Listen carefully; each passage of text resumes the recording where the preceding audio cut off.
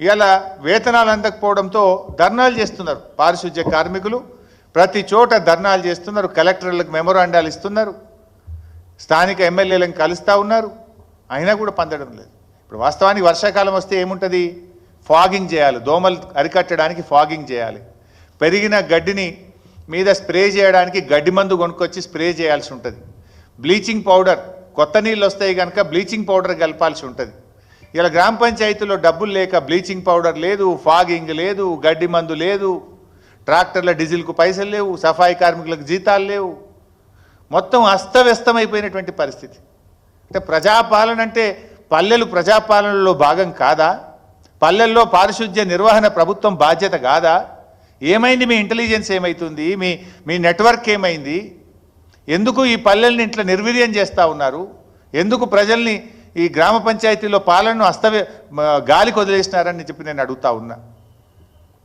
ముందస్తు చర్యలు తీసుకోవాల్సింది పోయి, స్పెషల్ డ్రైవ్ చేయాల్సింది పోయి, రెగ్యులర్గా జరిగే ప్రతిరోజు జరిగే శానిటేషన్ కూడా బంద్ అయిపోయింది ఈరోజు. బీఆర్ఎస్ ప్రభుత్వం ఉన్నప్పుడు ప్రతి నెల గ్రామ పంచాయతీలకు టెన్షన్గా 275 కోట్లు పోతుండే.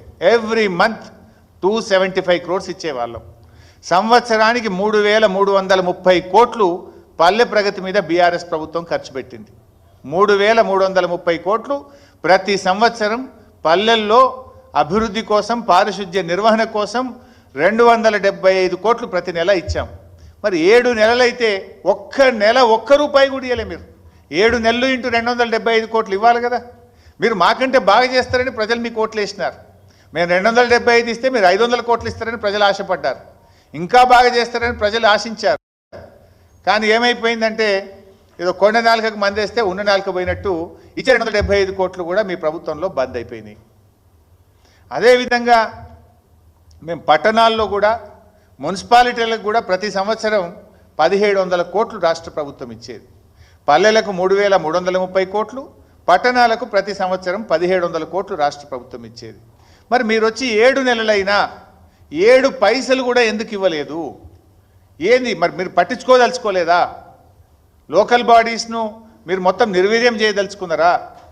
ఇప్పుడు ఒకసారి ఎంత అద్భుతంగా ఉన్న పల్లెలు కుప్పకూలితే మళ్ళీ దాన్ని మెరుగు చేయాలంటే ఎంత కష్టమవుతుంది? దెబ్బతిన్న ఆరోగ్యాన్ని మీరు తెచ్చేయగలుగుతారా?